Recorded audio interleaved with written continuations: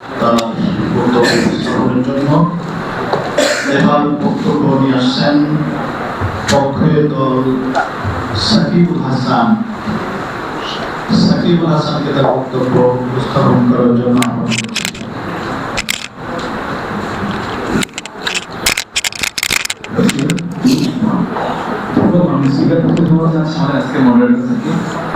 আজকের বিতর্ক বিষয়ে যে নির্বাচিত হয়েছে সেটা হচ্ছে বিপ্লবের পরবর্তী সময় সংস্কারের দায়িত্বটা আমি অন্তর্বর্তীকালীন সরকারকে দেবো নাকি আমি নির্বাচিত সরকারকে। প্রথম কথা, যদি আপনি নির্বাচিত সরকারকে দায়িত্ব দিতে চান তাহলে আপনি কেন বিপ্লব করে পরবর্তীতে যে এত বড় বিপ্লব ঘটানো সরকার পতন করে, কারণ তারা নির্বাচিত সরকার ছিল। তাহলে নির্বাচিত সরকার যে আপনাকে শান্তি দিতে পারছে না, আপনাকে আপনার ন্যায় নীতিটা পরিপূর্ণ করতে পারছে না, এটা প্রথম প্রমাণিত যে আপনার বিপ্লব নয়। বিপ্লব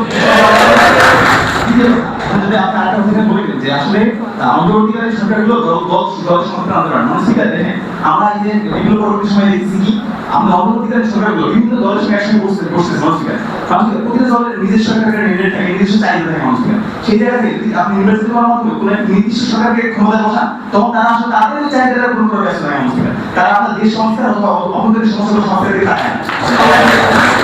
আমরা দেখেছি যে সমস্ত দল একসঙ্গে বসানোর মাধ্যমে একটা একক সমাধানের মাধ্যমে বা সবাইকে নিয়ে সামনে আয়োজন যে প্রতিদিন নমস্কার সেটা বাস্তবায়িত হচ্ছে নমস্কার। তারা আগের কথা বলেছিল যে যদি অন্তর্বর্তীকালীন সরকার কোনো একটা সমাধান নিয়ে যায়, কোনো একটা সংস্কার নিয়ে আসে, সেটা পরবর্তী নির্বাচিত সরকার আসলে সেটা আসলে তারা ম্যানেজ করে দেবে, সেটা এক্সিস্ট করবে নমস্কার। দেখেন, আপনি যেমন এই দেশের সমস্ত জনগণকে একত্রিত করে একটা সংবিধান প্রণয়ন করতেছেন, সেটা আমাকে আবার ওই দেশের সমস্ত জনগণকে একসাথে করে সেটা পরিবর্তন আনতে হবে। যেহেতু এই সময় আমাদের সমস্ত জনগণ একই পক্ষ হয়ে যাচ্ছে যে দেশের অপরাধের বিরাট সম্ভাবনা আসবে, কেন হচ্ছে আমরা দেখতে পাচ্ছি নির্বাহী আলোচনা যে বড় বড় ক্রাইমগুলো হচ্ছে, সেটা আপনি কোনো একটা রাজনৈতিক দল যখন ক্ষমতায় যাবে তারা সেটা করতে চাবে না, কারণ তাদের হাতে নির্বাহী আইনের ক্ষমতা তাদের মধ্যে আছে।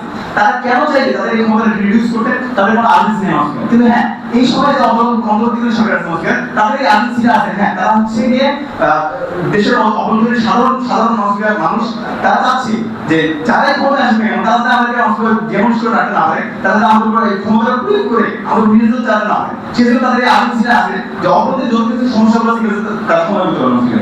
তার সমস্যাটা একটা বলেছে নমস্কার যে আরো বসন্ত আসলে কাজ করে নমস্কার। দেখেন, আরো বসন্ত হওয়ার পরে এটা আসলে আর্গুমেন্টের মধ্যে হয় না, শুধু তারা উল্লেখ করছে, এটা ফোন করার চেষ্টা করতেছি। সেটা হচ্ছে আরো বসন্ত হওয়ার পর আপনি দেখতেছেন, দেখেন কি হচ্ছে। আরো বসন্ত হওয়ার পর আমি দেখতেছি মিশরের আজকে বর্তমান অবস্থা, আমি আরো বসন্ত হওয়ার পর দেখতেছি নমস্কার সিরিয়াস এই বর্তমান অবস্থা নমস্কার। এটা কেন হয়েছে নমস্কার? এটা হয়েছে কারণ আমাদের সবাইকে একত্রিত করা পসিবল হয় নমস্কার।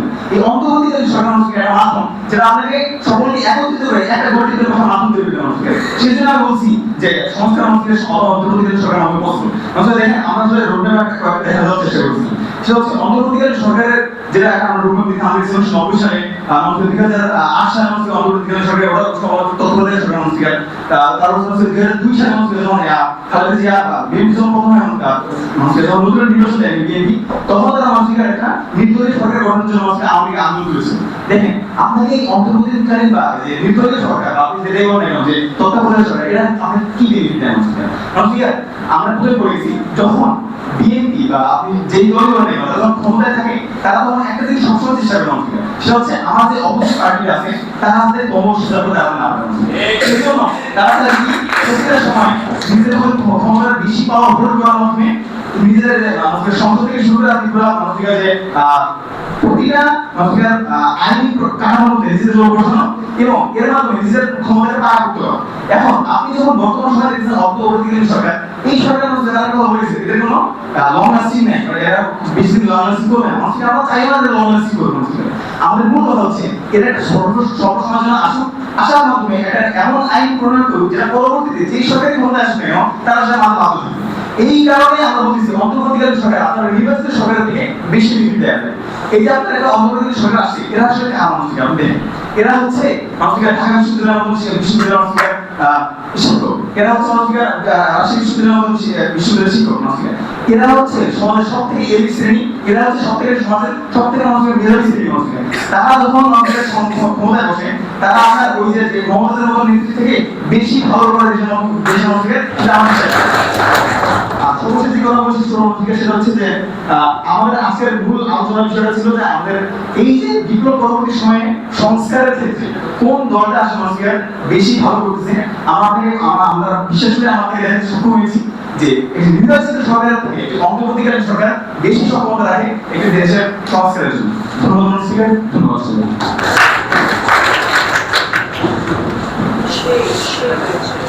ধন্যবাদ সাকিবুল হাসানকে তার জোরালো বক্তব্য উপস্থাপন করার জন্য।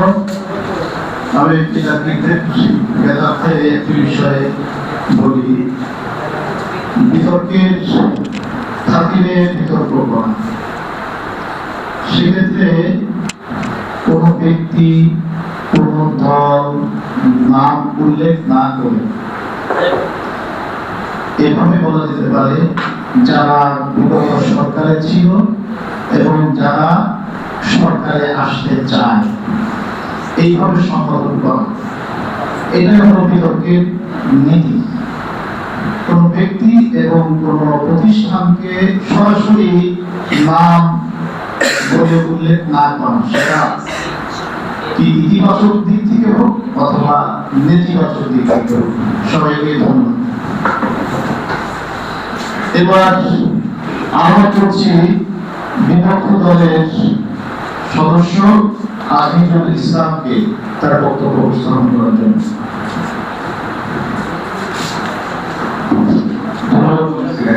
মানুষের আজকে প্রথমেই ব্যাখ্যায় যে বলতে এসেছে তারা বিপ্লব কেন হয় এই জিনিসটাই বুঝলেন।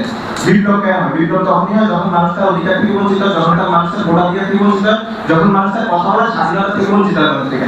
আমরা যদি আমাদের জুলাই বিপ্লবের কথা চিন্তা করি, জুলাই বিপ্লব কিন্তু একদিন হয়নি। জুলাই বিপ্লব যখন তিনটার অবৈধ নির্বাচন হয়, এই নির্বাচনের প্রেক্ষিতে যখন মানুষের বাক স্বাধীনতা হয়, ভোটাধিকার হয়, তখনই এই বিপ্লবটা হয়েছে মানুষ থেকে। তার মানে বিপ্লব হওয়ার মানে হচ্ছে মানুষের ভোটাধিকার চায়, বিপ্লব হওয়ার মানে হচ্ছে মানুষের বাক স্বাধীনতা চায়। তার মানে যখন আপনি একটা অন্তর্বর্তীকালীন সরকারকে কিছু সংস্কার করবেন, তখন কিন্তু এই অন্তর্বর্তীকালীন সংস্কার এই সরকারের যে কয়েকজন লোক থাকে, উপদেষ্টা থাকে, তাদের সিদ্ধান্তটাই আসলে সিদ্ধান্ত, চূড়ান্ত সিদ্ধান্ত বলে গণিত হয়। এটা কিন্তু সর্বসাধারণের সিদ্ধান্ত বলে গণিত হয় না মানুষ থেকে। যদি আপনি নির্বাচিত সরকারকে এই ম্যান্ডেটটা দেন, তাহলে হয় কি বাংলাদেশের সংখ্যাগরিষ্ঠ মাধ্যমে যারা নির্বাচিত হয়ে আসবে তারাই সিদ্ধান্ত নেবে যে আসলে সংবিধান কি সংস্কার করা দরকার, সংবিধান কিভাবে সংস্কার করা দরকার। তারপর তারাও এগুলো অন্তর্বর্তী তাদের যেখানে ভুল আছে, যেটা হচ্ছে অন্তর্বর্তীকালীন সরকারের কাজ কি।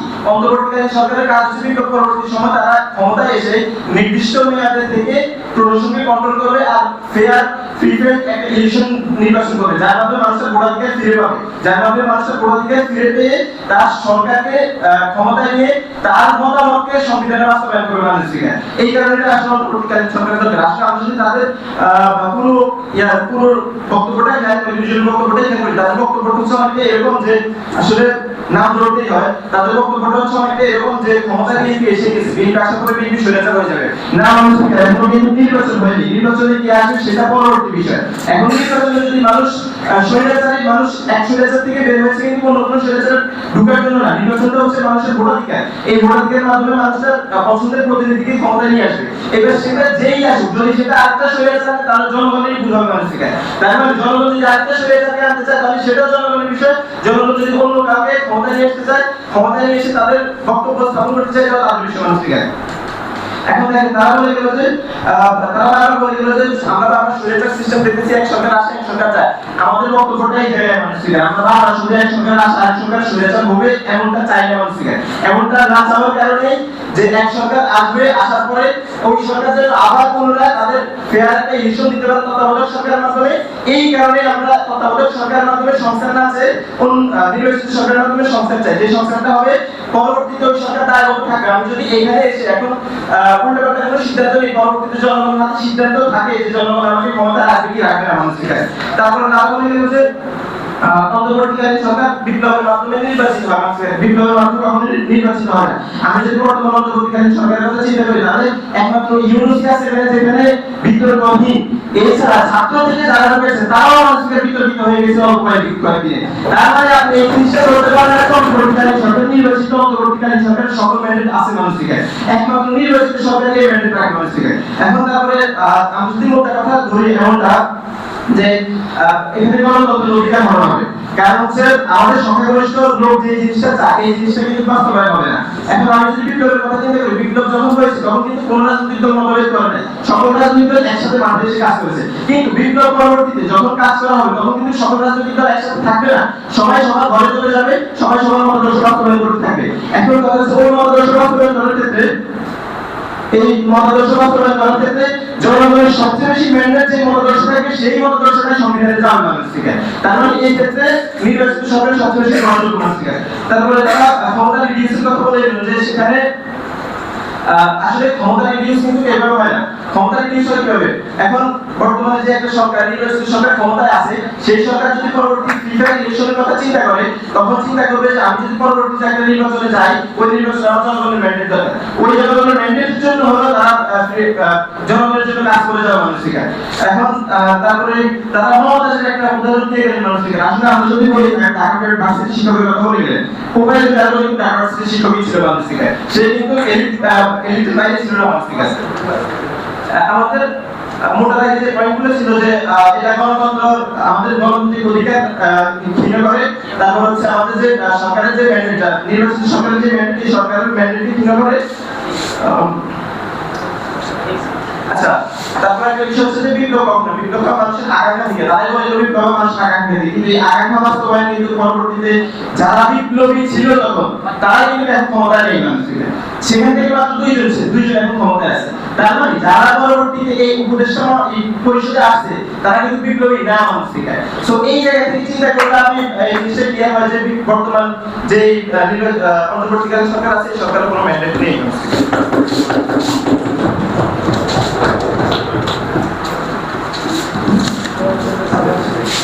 ধন্যবাদ আজিজুল ইসলামকে তার বক্তব্য উপস্থাপন করার জন্য। এবার বক্তব্য নিয়ে আসছেন পক্ষের বিতর্ক বিষয়ে পক্ষের দলের সদস্য জিয়াউল ইসলামকে তার বক্তব্য উপস্থাপনের জন্য আহ্বান করছি।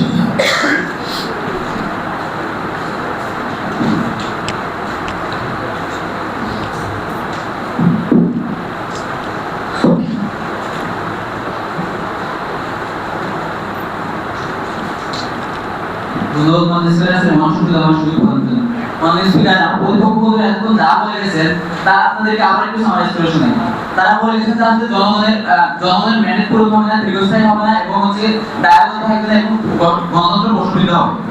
মাননীয় স্পিকার, এখন যদি বলতে চাই যে আপনি দেখেন আমাদের কিন্তু সর্বপ্রথম কিন্তু এই গণতন্ত্রের মধ্যে কিংবা নির্বাচনের মধ্যে দিয়ে আসছে, আসার পর তারা যে সংস্কারগুলো করছে তাদের সংস্কারগুলো লং লাস্টিং হয় না কিংবা তাদের সংস্কারের বিরুদ্ধে কি আমাদের আবার যুদ্ধ করতে হচ্ছে মাননীয় স্পিকার। সেই জায়গা থেকে একটা নির্বাচিত সরকারকে হচ্ছে সাধারণত দেখে আমাদের সরকারি দলগুলো কেমন হয় বা দলগুলো হচ্ছে কি আপনার জাতীয় স্বার্থের চেয়ে তাদের দলীয় স্বার্থকে বেশি স্থান করে। সেই জায়গা থেকে তারা তাদের পুরো সমগ্র বাংলাদেশের মানুষের মানে জাতির যে আকাঙ্ক্ষাকে তারা তেমন প্রাধান্য না দিয়ে হচ্ছে কি আপনার দলীয় এজেন্ডা বেশি বাস্তবায়ন করে। দেখা হচ্ছে এই গণতন্ত্রের মধ্যে গেলেও যে হচ্ছে আপনার একটা সরকার যে হচ্ছে জনগণের ম্যান্ডেট পূরণ করতে পারে এমনটা কিন্তু না। সেই জায়গা থেকে একটা অন্তর্বর্তীকালীন সরকার হচ্ছে যে যখন নিরপেক্ষ থাকে সে তখন তার কোনো দলীয় এজেন্ডা থাকে না, সে সর্বোপরি হচ্ছে জনগণের জন্য কাজ করে এবং জনগণের যে ম্যান্ডেট গুলো সেগুলো পূরণ করে। সেই জায়গা থেকে বলছে আসলে যে অন্তর্বর্তীকালীন সরকার জনগণের ম্যান্ডেট পূরণ করতে পারে মানুষকে। তারপর বলছে দীর্ঘস্থায়ী হয় মানুষকে, আমরা এখানে দীর্ঘস্থায়ীর জন্য আসি না। আর তারপর বলতেছেন যে বিপ্লব মানেই হচ্ছে কি বিপ্লবের পর অন্তর্বর্তীকালীন সরকার আসার মূল উদ্দেশ্য হচ্ছে তারা মানুষের ভোট অধিকার নিশ্চিত করা। মানুষকে এখন বলতে চাই এই বিপ্লব হওয়ার পর আপনি দেখেন বর্তমান অবস্থাটা কেমন। বর্তমান অবস্থাটা এতটাই ভঙ্গুর যেখানে একটা নির্বাচন দিলেই যে এটা সুস্থ হবে এমনটা কিন্তু না। আপনি প্রত্যেকটা সেক্টর একবার ভঙ্গুর অবস্থা, সেখানে কোনো ধরনের নীতি নৈতিকতা কিছু নেই। সেই জায়গা থেকে যখন আপনি একটা নির্বাচন দিবেন বুঝছি না, যখন আপনি একটা নির্বাচন দিবেন সেই জায়গা থেকে এটা টোটাল মানে যথাযথ হবে না। তারপর বলতে যে তারা বলেছে পোস্টার একটা সুযোগ আছে। এই যে আপনারা বলছেন যে যখন অন্তর্বর্তীকালীন সরকার কোন সংস্থা করবে ওই সংস্থাটা স্ট্যাব হবে, কিন্তু আমরা যদি 96 দিকে তাকাই 96 যে অন্তর্বর্তীকালীন সরকার আছে ওই অন্তর্বর্তীকালীন সরকারেরও কিছু 96 সরকার নির্বাচিত সরকার সংস্কার করেছে।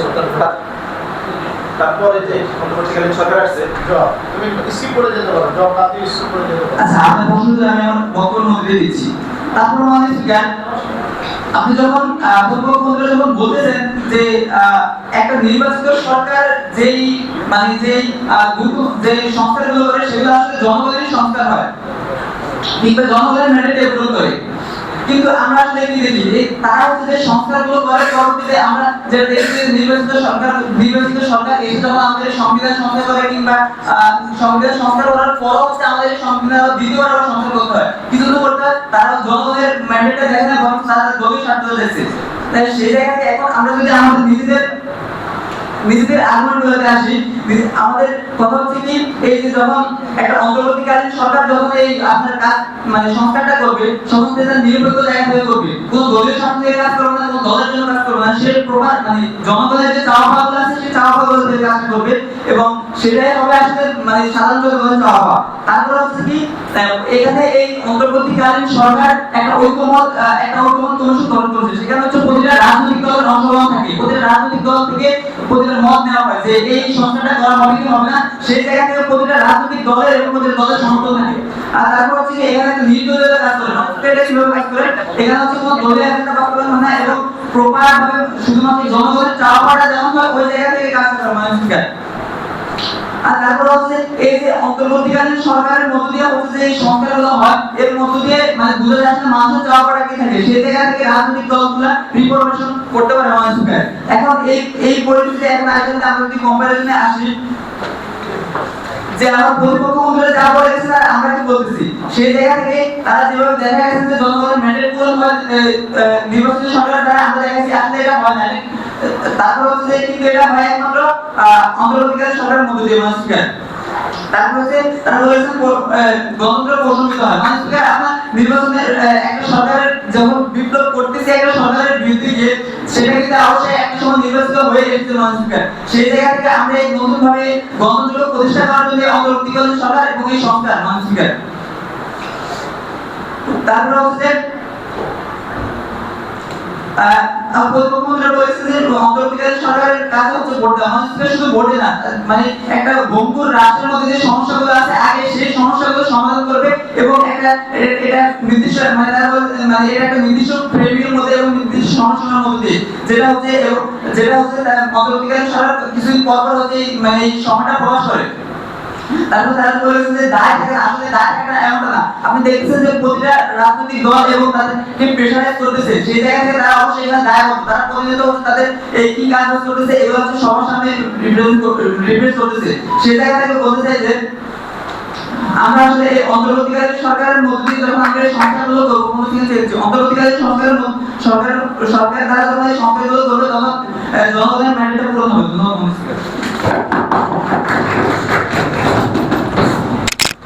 ধন্যবাদ জিয়াউল ইসলামকে তার বক্তব্য উপস্থাপনের জন্য। এবার বিপক্ষ দলের সদস্য বক্তব্য নিয়ে আসছেন সাখাওয়াত হোসেন। ধন্যবাদ নয়সিকে আমাকে প্রমাণের জন্য। তাও একটা কথা বলে গেছে যে অন্তর্বর্তীকালীন সরকার সংস্কার করবে, তাকে নিয়ে সকলকে নয়সিকা অন্তর্বর্তীকালীন সরকার যখন সকলকে নিয়ে সংস্কার করতে যায় তখন আমরা কি দেখতে পাই? আমরা দেখতে পাই যে তারা এখন পর্যন্ত কোনো সংস্কার পৌঁছাতে পারেনি, অথচ দীর্ঘ 1 বছর বেশি তার ক্ষমতা আছে, অর্থাৎ 1 বছর ক্ষমতা নিতে ব্যর্থ হচ্ছে, কিন্তু আমি সংস্কার করবো সকলকে নিয়ে এরকম সম্ভাবনা আসলে দেখা যায় না। নয়সিকা একটা কথা বলে গেছে আমার বিরোধীরা একটা কথা বলেছেন যে বঙ্গুর আমাদের সবগুলো সেক্টর ভেঙে গেছে নয়সিকা। কিন্তু আপনি যদি দেখেন যে অন্তর্বর্তীকালীন সরকার অবস্থাটা কি, তার সময়সীমা কত, খুবই অল্প সময়। এই অল্প সময়ের মধ্যে কিন্তু আপনি সবগুলো বঙ্গুর সেক্টর ঠিক করতে পারবেন না। আপনাকে তাহলে কি করতে হবে? আপনাকে দীর্ঘ সময় প্রয়োজন। এটা আসলে আপনি কিভাবে করবেন? নির্বাচনের মাধ্যমে হবে। অর্থাৎ আপনি যদি নির্বাচনের মাধ্যমে আসেন, আপনি লং টাইম সময় পেতেছেন এবং বুঝলেন আপনি সবগুলো আপনি আপনার সকল সেক্টরকে আসলে এস্টাবলিশ করতে পারছেন। মানে ঠিক আছে। তারপরে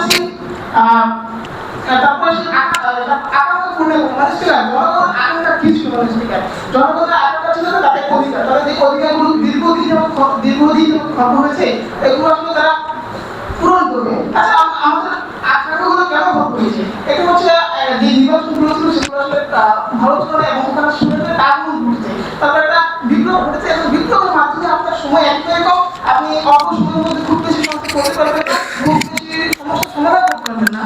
এই অবস্থায় আপনার যেটা করতে হবে, আকাঙ্ক্ষা করতে হবে, আপনাকে লং টাইম একটা সময় প্রয়োজন। এই ক্ষেত্রে আপনি যেটা করবেন, আপনি একটা নির্বাচনের মাধ্যমে একটা ক্ষমতায় আসবেন, ক্ষমতায় দাঁড়াতে এই বিপ্লব করতে মানুষ কাকে নিয়ে আসবে, কাকে নিয়ে যারা সত্যিকার এই জাতিকে জন্ম আসতে চায়, জনগণ অধিকাংশ জনগণ চায়, খুব অল্প সংখ্যক না। এবং আমরা এখানে অধিকাংশ জনগণ কেন প্রয়োজন, মানে স্পিকার আপনি যখন দেখতেছেন বিপ্লব পরবর্তী আমাদের প্রত্যেকটা সেক্টর, প্রত্যেকটা দল ভাগ হয়ে যাচ্ছে, তখন আসলে আপনি করতে পারবেন কার কাজ করবেন, আপনি কার কাজ করবেন। অন্তর্বর্তীকালীন সরকার হয়তো একটা দল একটা নির্দিষ্ট দলের কাজ করতে গেলে অপর দল খুশি হচ্ছে না, এই সত্যি বড় কথা কি সংস্কার কমিশন। আপনি যখন সংস্কার কমিশনের আলাপগুলো দেখেন না, তখন আসলে কি হয়, সংস্কার কমিশনে এখন পর্যন্ত অনেক বড় বড় যে কাজগুলো আছে, ওই কাজগুলো তারা এখন পর্যন্ত এখন হতে পারে। তাহলে আসলে আমাদের কাজগুলো কি, আমরা আসলে এই জায়গাটা কি করবো, আমরা আসলে কি করবো, যে অধিকাংশ মানুষের কাজ, অধিকাংশ মানুষকে আপনি কিভাবে দিয়ে একটা নির্বাচনের মাধ্যমে দিয়ে আসবেন। এই ক্ষেত্রে আসলে আমরা যেটা বলেন নির্বাচন সরকার প্রয়োজন মানুষ স্পিকার, অর্থাৎ এখানে আপনার নির্বাচন সরকারের কোনো বিকল্প নেই মানুষ স্পিকার, আপনাদের তারপরে আসি আজকে ভিতরে আমাদের যে মূল বিষয়গুলো ছিল, আমরা মূল বিষয়গুলো ফেয়ার ইলেকশন, আমরা আসলে কি চাই, আমরা একটা ফেয়ার ইলেকশন চাই যেটা দীর্ঘদিন ছিল না, যার ফলে সময় আন্দোলন করেছে। অর্থাৎ আমরা চাই আমরা একটা ফেয়ার ইলেকশন আসবে, এটা নির্বাচন, এটা অন্তর্বর্তীকালীন সরকার মিনিমাম সংস্কার করে, অল্প সময়ের মধ্যে সংস্কার করে আমাদের একটা ফেয়ার ইলেকশন মাধ্যমে জনগণের নির্বাচন সরকার যাতে আসে সেটা ব্যবস্থা করে মানুষ স্পিকার। মানুষ স্পিকার তারপর কোনো অবস্থা আসি যে সবার মতবাদ বাস্তবায়ন, দেখেন একটা দেশের সবার মতবাদ আপনি একসাথে বাস্তবায়ন করতে পারবেন না, আপনি একই সময়ে সবার মতবাদ কখনোই বাস্তবায়ন করতে পারবেন না। কেন পারবেন না, কারণ আপনি যখন আমার মতো বাস্তবায়ন করবেন তখন আমার বিরোধী দলের মতো শর্ত হবে। অর্থাৎ এই ক্ষেত্রে আপনার যেটা প্রয়োজন, আপনার প্রয়োজন যে অধিকাংশের মতো আমরা এখন কি করবো, আমরা অধিকাংশের মতো বাস্তবায়ন করবো। এর কি এর সর্বোচ্চ উপায় নির্বাচন, কি হবে নির্বাচন, একটা ফেয়ার ইলেকশন যে জাতি বাস্তবায়ন করবে, অন্তর্বর্তীকালীন সরকার বাস্তবায়ন করবে এবং নির্বাচন সরকার সেখানে আসবে স্পিকার। মানুষ স্পিকার তারপর তারা বলতেছেন যে আমাদের নির্বাচিত সরকার আসলে তারা নিজেদের স্বার্থ হাসিল করে। মানুষ স্পিকার আপনি যখন নির্বাচিত সরকার নিয়ে আসবেন, এবার নির্বাচিত সরকার নিয়ে আসবেন, তখন সে আসলে জবাব দিয়ে করতে বাধ্য হবে স্পিকার, কারণ সে নির্বাচিত এবং সে জনগণের দায় করতো। এখন যদি আপনি টোটাল কম্পারিজনটা পূর্ণ করেন, তাহলে ওয়ার্ডে আসলে কি হচ্ছে, তাহলে ওয়ার্ডে আমরা দেখতে পাচ্ছি যে তাদের এই সংখ্যার খরচই হচ্ছে যে কোনো সংখ্যার মধ্যে হতে পারে। তারপর তাদের ওয়ার্ডে আমরা দেখতে পাচ্ছি যে জনগণের আকাঙ্ক্ষা যে কথাটি আসলে বাস্তবায়ন হচ্ছে না, সেটা অল্প সময়ের মধ্যে আসলে কোনোভাবে বাস্তবায়ন সম্ভব হচ্ছে না। আমাদের ওয়ার্ডে যখন আপনি আসছেন তখন আসলে আপনি দেখতেছেন যে আমার আকাঙ্ক্ষা পূরণ হচ্ছে, জনগণের আকাঙ্ক্ষা পূরণ হচ্ছে এবং অধিকাংশ জনগণের আকাঙ্ক্ষা পূরণ হচ্ছে।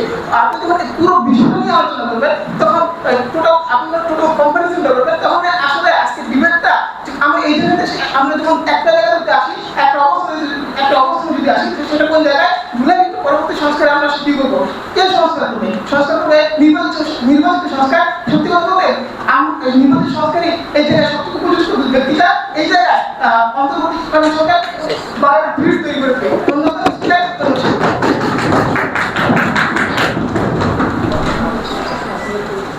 ধন্যবাদ স্বাগত সেন্টার বক্তব্য রাখার জন্য। নির্ধারিত সময়ে উভয় পক্ষের বক্তাদের বক্তব্য শেষ, এবারে যুক্তি খণ্ডনের পালা।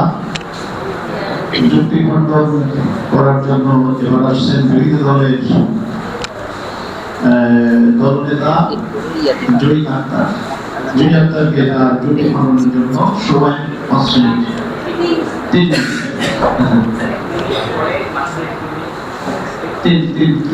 3 মিনিট দিয়ে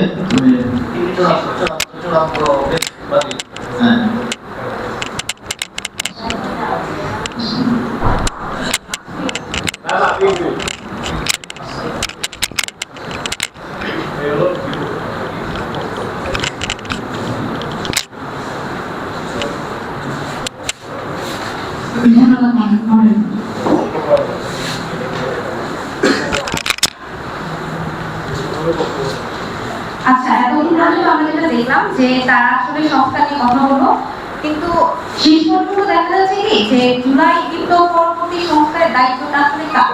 আপনারা যে সংস্কার নিয়ে কথা বলছেন সেই সংস্কার আসলে কতটুকু আমরা আসলে এখন পর্যন্ত দেখতে পেয়েছি তার প্রশ্নটা আসলে আপনাদের কাছেই দেখলাম। গত 1 বছরের আমরা কি সংস্কার কতটুকু সংস্কার দেখতে পেয়েছি এবং আপনারা কতটুকু বাস্তবায়ন করতে পেরেছেন সেই প্রশ্নটা আসলে আপনাদের কাছেই দেখলাম। এখন এসে দেখেন যে নির্বাচিত সরকারের মাধ্যমে কেমন সংস্কারটা আসলে সম্ভব।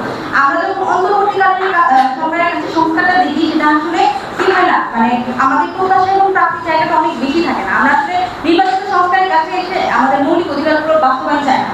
আমরা চাই না যে তারা সবসময় এসে আসলে তারা আমাদের সকল দুঃখ কষ্ট গত বছর যাবত অর্থাৎ গত 15 বছর বা 20 বছর বা গত 1971 সালের পর থেকে আমাদের যে সমস্যাগুলো আছে দেশের মধ্যে সকল সমস্যার সমাধান শুধুমাত্র এই অন্তর্বর্তীকালীন সরকারের কাছে আমাদের আশা থাকে যে তারা এসে পূরণ করে দিবে। অর্থাৎ আমরা কি চাই যে অন্তর্বর্তীকালীন সরকারের একটা তাৎক্ষণিক সংস্কার প্রয়োজন, অর্থাৎ তারা এসে দিলে আমাকে একটা তাৎক্ষণিক সমাধান দিবে। অর্থাৎ বিপ্লবের পরে আমাদের যে সমস্যাগুলো তৈরি হয়েছে তার একটা তাৎক্ষণিক সমাধান আমরা এই অন্তর্বর্তীকালীন সরকারের কাছে চাই এবং আমরা চাই কিছু পরিবর্তন, যে পরিবর্তনগুলোর মাধ্যমে আমাদের দেশের মধ্যে স্থিতিশীলতা আসবে। তাহলে এই জিনিসগুলো আসলে কি হবে অন্তর্বর্তীকালীন সরকারের কাছে। এখন সে যদি এসে আমার সংবিধান পরিবর্তন করতে চায়, সে যখন আমার ভালোটা দেখতে যাইবে তখন আসলে কি থাকবে না যে তার আসলে কোনো ব্যাকআপ কোনো মানুষজন নেই, অর্থাৎ সে নিজে একজন ব্যক্তি, অর্থাৎ তার অল্প কিছু জনগণ আছে। কিন্তু যখন আপনি একটা জিনিস দেখবেন নির্বাচিত সরকার অর্থাৎ নির্বাচিত সরকারের মধ্যে একটা দল থাকে, তাদের একটা জনমত থাকে, তাদের একটা প্রপার্টি থাকে, যে রাজনৈতিক একটা ব্যাকগ্রাউন্ড থাকে, তখন এসে কি হয় যে তার মাধ্যমে আমার সমস্যাগুলো একদম প্রান্তিক থেকে একদম সংসদীয় লেভেল পর্যন্ত কি হয় সমাধান করা সম্ভব হয়। কারণ কি আপনার মানে দেশে আপনার কোথায় কি হচ্ছে, অর্থাৎ আপনি বাড়িতে বসে বা আপনার যে অঞ্চলটা, আপনার যে এরিয়াটা, আপনার যে নির্বাচনী এলাকাটা, সেই এলাকায় কোন সমস্যাটা হচ্ছে সেই এলাকার আসলে যে প্রতিনিধি সেই আপনার সমাধানটা করে দিতে পারবে। হুট করে যে সরকারটা আসলে হয় যে অন্তর্বর্তীকালীন সরকার, তার পক্ষে এই সমাধানটা আসলে দেওয়া সম্ভব না। আর সেই সমাধান যখন দিতে যাবে তখন সেটা কি হবে যে মানে হজবল লড়াইয়ের কিছু একটা হবে, অর্থাৎ আপনার একটা হিজিবি একটা জায়গা তৈরি হয়ে যাবে, অর্থাৎ এইটা থেকে আসলে আপনি প্রপার বেনিফিট নিতে পারবেন না। অর্থাৎ নির্বাচিত সরকার যদি এখন কখনো যদি নির্বাচিত সরকার তো বারবার আপনি কি করে যে আপনার স্বৈরাচারী সরকার হয়ে যায় বা আপনাকে নানাভাবে হচ্ছে যে সমস্যা করতে পারে। সেই ক্ষেত্রে কি হয় যে আপনার যখন নির্বাচিত সরকার তখন আমরা বিপ্লব করতে পারি, আমরা সেই সরকারটাকে কি ঘটাইতে পারি। ওই জায়গা থেকে নির্বাচিত সরকার যখনই ভুল করবে আমরা সেটা সমাধান করতে পারবো। তাহলে কি নির্বাচিত সরকারকে হটানোর জন্য আমরা তার কাছে জবাবদিহিতা চাইতে পারি। তারপরে এটা প্রমাণ হয়ে যায় যে আমরা তার কাছে জবাবদিহিতা চাইতে পারি, তার একটা দায়বদ্ধতা থাকে। সেই জায়গা থেকে অন্তর্বর্তীকালীন সরকারের কোনো দায়বদ্ধতা থাকে না, তার কাছে কি থাকে না এই জিনিসটা থাকে না। মনোরঞ্জনশালী আপনি বলতে পারেন নির্বাচিত সরকারের মাধ্যমে আসলে এই সংশোধনটা সম্ভব।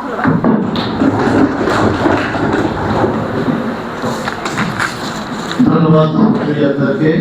এবারে যুক্তি খণ্ডনের জন্য আসছেন পক্ষের দলনেতা শাহাদত হোসেন।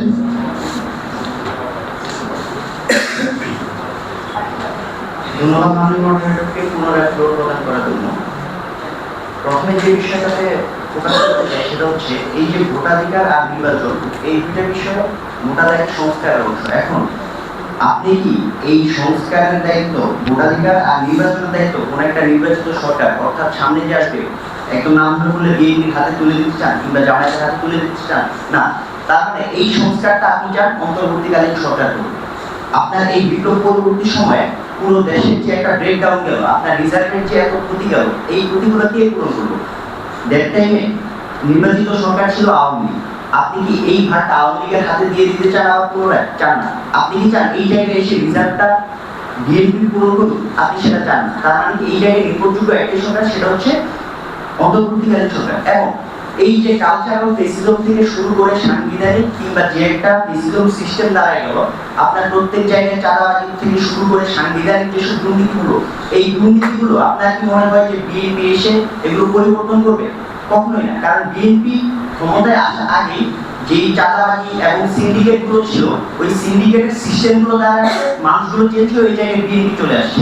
তার মানে কি আমরা একটা নির্বাচিত সরকার থেকে এই সংস্কারগুলো কখনোই আশা করতে পারি না। এবং আমরা বিরোধী দলের কাছে যেসব বার্তাগুলো দিয়ে গেলাম যে এই রাজনৈতিক দলগুলোর যে একটা রিফরমেশন দরকার প্রত্যেকটা দলের, তাদেরকে বসে সবার একটা সহাবস্থানের রাজনৈতিক পরিবেশ তৈরি করা দরকার। এই পরিবেশটা কি একটা নির্বাচিত রাজনৈতিক দল কখনো তৈরি করতে পারবে? কথা আপনি যদি বিএনপিকে এই সংস্কারের দায়িত্বটা দেন, বিএনপি কি পারবে যে জামায়াত সহ অন্যান্য যত দল আছে তাদেরকে নিয়ে বসে একটা সহাবস্থানের রাজনৈতিক পরিবেশ তৈরি করতে? কখনোই পারবে না। তার মানে এই জায়গাতেও আপনাদের উপর যে বার্ডেনটা থেকে গেল সহাবস্থানের রাজনীতির কথা, ওই জায়গাটা আপনাদের নির্বাচিত সরকার পূরণ করতে পারে না। এবং আমরা যে নিরপেক্ষ একটা সংবিধানের কথা বললাম, ৭২ পরবর্তী সময়ে যে একটা বেশিবাদী সংবিধান ছিল, ওই সংবিধানটা কি এখন পর্যন্ত আপনার নির্বাচিত সরকার পরিবর্তন করতে পেরেছে? পারেনি।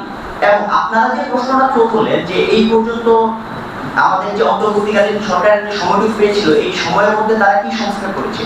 এই সময়ে যে সংস্কার করতে পারেনি তার একটা বিশেষ দোষ দেওয়া যায় ভবিষ্যতে যে নির্বাচিত যে দলগুলো আসবে তাদের উপরে।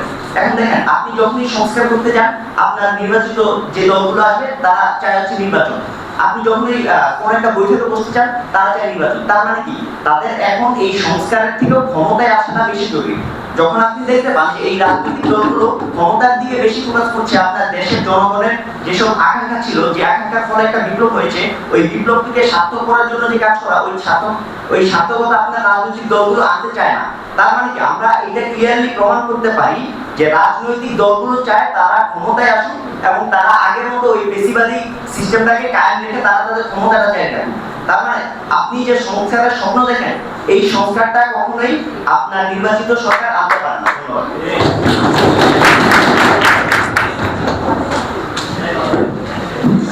ধন্যবাদ পক্ষের দলের নেতা শাহাদত হোসেনকে তার যুক্তি খণ্ড উপস্থাপনের জন্য। সময় খুবই স্বল্প, সংক্ষিপ্ত আকারে বক্তব্য বা তার অবজারভেশন আরেকজন আমার সতীর্থ, আরেকজন বিচারক, বিভাগের সম্মানিত সভাপতি প্রফেসর আশরাফুজ্জামানকে তার মূল্যায়ন উপস্থাপনের জন্য।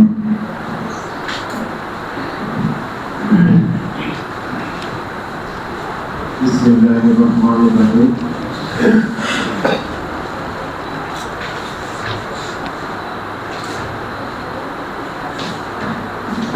কৃতজ্ঞতা আছে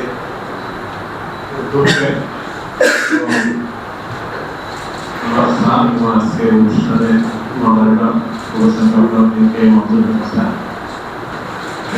উদ্যোগ আজকে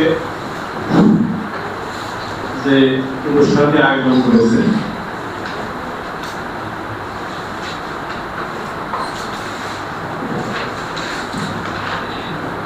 এটি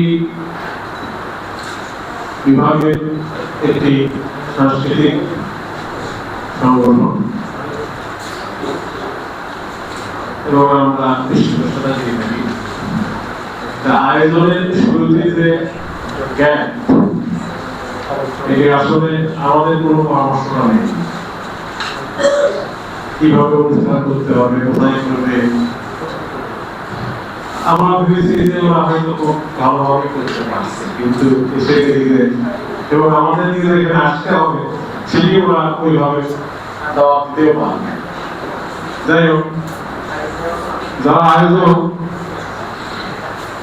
তাদেরকে বলবো, এই আয়োজকরা একটু শোনো না, আজকের যে জ্ঞান এখান থেকে শিক্ষা নিয়ে ভবিষ্যতে যদি এরকম হয়, তাহলে কিন্তু তোমাদের কার্যক্রমে আমরা সহযোগিতা করতে সচেতন হব। যাই হোক, এখন বিপ্লব সময় আসি। জুলাই বিপ্লব পরবর্তী সংস্কারের দায়িত্ব কার? অন্তর্বর্তীকালীন সরকার না নির্বাচিত সরকার? বিষয়টি খুব সহজ না। যখন সরকারটি গঠন হলো তখনকার প্রেক্ষাপট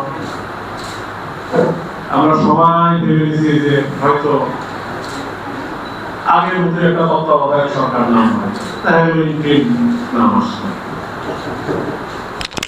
এবং সরকার গঠনের প্রক্রিয়া, তাদের দায়িত্ব যেহেতু নতুন, নাম নতুন, কাজও কিন্তু নতুন এবং পরিস্থিতি এবারেই এত দ্রুত পরিবর্তনশীল ছিল, সেই জন্য কিন্তু প্রথমেই এই সরকার তাদের কর্মপরিকল্পনা ওইভাবে নিতে পারে। তাই সংস্কার আমরা দেখছি যে মুসলিম বিশ্বের দেশগুলোতে এবং এখন দেখছি যে আমরা পড়াই দিকে সেখানে ধরনের সংস্কার বিভিন্ন সংস্কার বিষয়টি যেহেতু যুক্তি উপস্থাপন করা একটা নতুন নতুন বিদ্যার্থীদের জন্য কঠিন সেজন্যই উপস্থাপন সভা সুন্দর হলে যুক্তির ক্ষেত্রে বিভিন্ন ধরনের জ্ঞান এক বক্তা বলেই ফেললো যে নির্বাচনের অভিজ্ঞ না এইটি বিতর্কের ক্ষেত্রে বলাটা কতটা যুক্তি আমি তাকে সেটা মূল্যায়ন করা কারণ নির্বাচন হবে আগে কিন্তু সব দলকে মানুষ দেখেছে তারা নির্বাচিত হয়ে কি করে ভবিষ্যতে জনগণ কাকে ভোট দেবে সেটা জনগণের হাতেই ছিল না যাই হোক কারণ এত বিপ্লবের পর এত পরিবর্তনের পর নির্বাচিত হয়ে যে জনগণের সরকার আসবে না সেটা তো আমরা আশা করলে বিপ্লবটাই কেমন হয়ে যাবে তাই না বিপ্লব পরবর্তী নির্বাচিত সরকার সংস্কার করলে সেটি যে ভালো হবে না এটা কিন্তু আমরা বলতে পারি সেটা তখনই দেখা যাবে এখন যুক্তি উপস্থাপনের ক্ষেত্রে দুই দলের মানুষ উপস্থাপন করেছে এবং তার ভিত্তিতে আমরা যে মূল্যায়ন করেছি সেটি হয়তো 100% নাও হতে পারে তবে আমি বললাম যে আমি একজন বক্তার বক্তব্য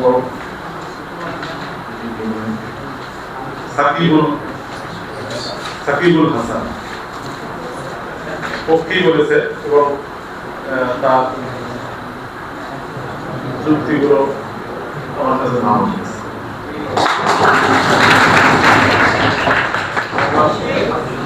দুই একটা যে উদাহরণ দিয়েছে প্রশ্নটা একটি আঞ্চলিক একটা ছোট্ট প্রতিষ্ঠান এর সঙ্গে নির্বাচিত সরকার অন্তর্বর্তী সরকারের তুলনা নাই আমার কাছে যুক্তি করে নেই যে কোটার জন্য আন্দোলন বাংলাদেশে এবং যে কোটার জন্য বিপ্লব আমরা কিন্তু সব সেক্টরে কোটা আছে এটা আমরা যদি অ্যানালাইসিস করি এখনো আছে অতএব এই সরকার এবং সরকারের কার্যক্রমের সাথে এই কোটা যুক্তিটা যায় না যুক্তি গঠনের ক্ষেত্রেও অনেকেই খুব ভালো করেছে যাই হোক দুটো করলাম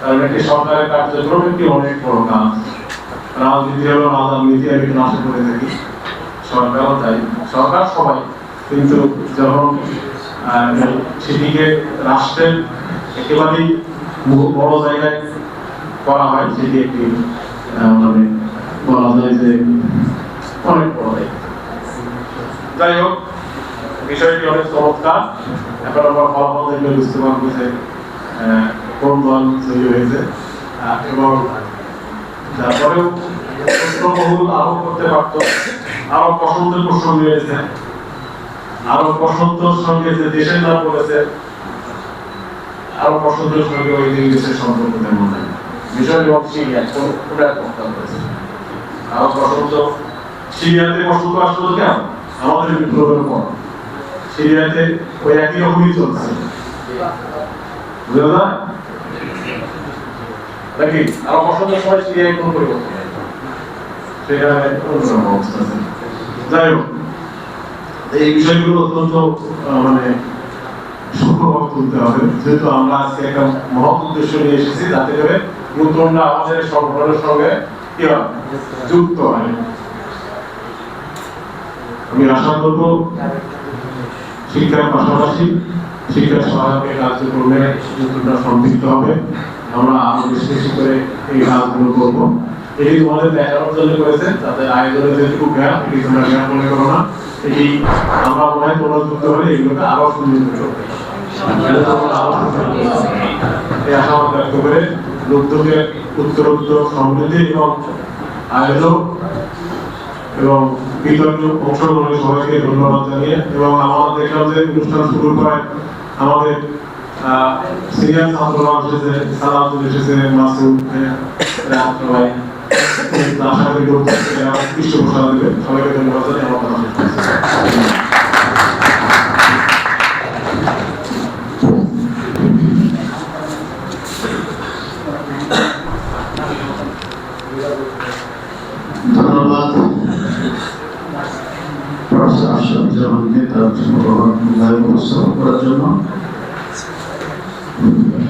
আমি তাত্ত্বিক বিশ্লেষণের দিকে যাব না। এই সেশনের টেকনিক্যাল বিষয়ের উপরে আমি দুই একটি কথা বলবো। যারা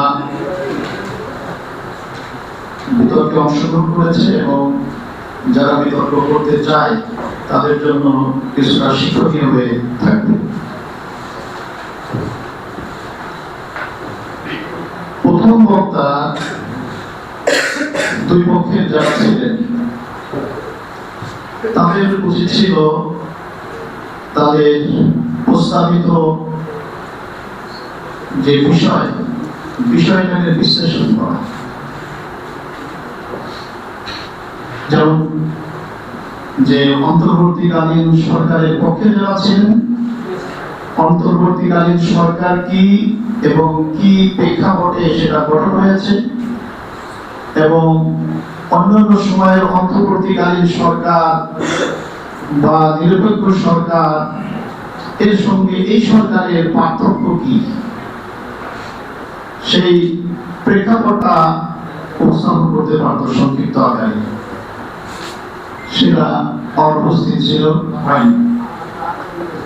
আমার নির্বাচিত সরকারের পক্ষে যারা ছিল, নির্বাচিত সরকার কি এবং কাঠামো কি, দায়িত্ব কি, এই বিশ্লেষণটা তাদের দুই দলের পক্ষ থেকে দলপ্রধানদের প্রথম বিশ্লেষণ করার প্রয়োজন ছিল। এটা করা হয়নি।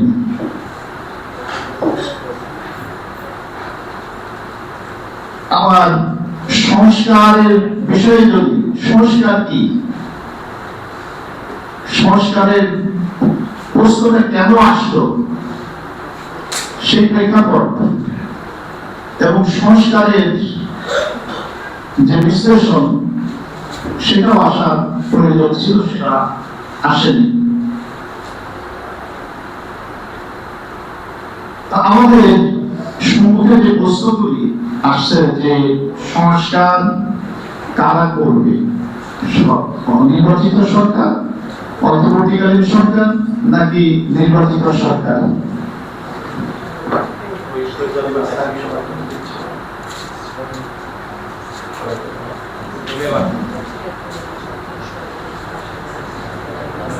তো এই সংস্কার প্রশ্নটা কেন আসলো, এত ব্যাপক জন আকাঙ্ক্ষা সংস্কারের জন্য কেন প্রয়োজন হলো? উভয় পক্ষই তাদের যুক্তি উপস্থাপন করার চেষ্টা করেছেন। যুক্তি থেকে তাদের বক্তব্যের কথা বলার দিকটা আমরা বেশি দেখেছি, কিন্তু বিতর্কের ক্ষেত্রে যুক্তিটা প্রাধান্য পায়। তেমন যুক্তি আমরা এখানে লক্ষ্য করতে পারিনি। যুক্তি দেওয়ার প্রয়োজন ছিল, উভয় পক্ষেই যথেষ্ট যুক্তি ছিল।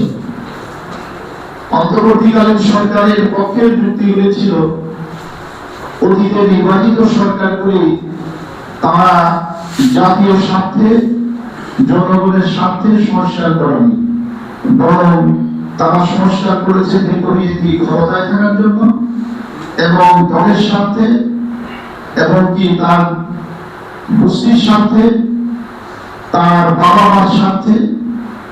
সেই স্বার্থগুলি চরিতার্থ করার জন্যই যত সংবিধানে কাটা ছেঁড়া করে সংস্কারগুলি করা হয়েছে, যার ফলে জন আকাঙ্ক্ষা পূরণ না হওয়ার ফলে মানুষের মনে একটি ভয়, আশঙ্কা, যে ওই যে আগুনে কি আগুনে গরু পোড়া, আগুনে গরু পোড়া, গরু কি করে বেশি করে মেঘ থেকে ভয় পায়। জনগণ নির্বাচিত সরকারের উপর আস্থা রাখতে পারছে না। কিন্তু সংস্কার দীর্ঘমেয়াদী, সরকারটা দীর্ঘমেয়াদী। যত ছোট কথাটা সংস্কার, কিন্তু সংস্কার সমস্যা একদিনের নয়, আসতেই থাকবে, আসতেই থাকবে।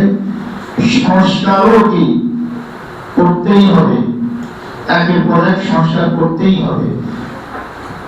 এখন যারা সংস্কারের পক্ষের কথা বলছেন, মোটা দাগের সংস্কারগুলি কি? জনআকাঙ্ক্ষা কোন কোন সংস্কারের ক্ষেত্রে, সেই সংস্কারের কথাগুলি সুস্পষ্টভাবে বিতর্কে আসা উচিত ছিল। যে নিরপেক্ষ ভোট, রাজনৈতিক দলগুলির সহাবস্থানের যে সমস্ত ব্যবস্থা, জাতীয় কোন কোন ক্ষেত্রে ঐক্যমত সৃষ্টি এবং সরকারে প্রধানমন্ত্রী এবং প্রেসিডেন্টের ক্ষমতার ভারসাম্য, এই সমস্ত জায়গাগুলি তাদের টেকনিক্যাল সাইডগুলি আসা উচিত ছিল, কিন্তু তাদের বক্তৃতায় উপস্থাপনায় এগুলি অনুপস্থিত ছিল। শব্দ চয়নের ক্ষেত্রে যদি আমরা বলি, তো শব্দ চয়নের ক্ষেত্রে ভাষার মিশ্রণ পরিলক্ষিত হয়েছে। সুদলিতভাবে তথা প্রমিত বাংলা আমরা এখানে কবি পেয়েছি, আঞ্চলিকতা এবং ইংরেজি শব্দের মিশ্রণ আমরা দেখেছি। এটা বিতর্কের জন্য এটি খুবই দর্শনীয়। আমি বিতার্কিকদেরকে সতর্ক থাকার জন্য, এই বিষয়ে সতর্ক হওয়ার জন্য আমি আহ্বান করছি। এবং যুক্তি খণ্ডনের ক্ষেত্রে যদি বলি, শুধু বক্তব্যই উপস্থাপিত হয়েছে, যুক্তি খণ্ডন হয়নি। যুক্তি খণ্ডনের ধারাটা হলো যে বিপক্ষ দলের কোন বক্তা কোন যুক্তি দিয়েছে সেই যুক্তিটাকে নোট করা, সেই যুক্তির পরিপ্রেক্ষিতে সেই যুক্তিটা খণ্ডন করে তার বক্তব্য উপস্থাপন করা। এখানে মনে হচ্ছে যে উভয় পক্ষের কথার পরিপ্রেক্ষিতে কোন একটা গোল টেবিল বা মাঠের বা কোন আড্ডার টেবিলের একটা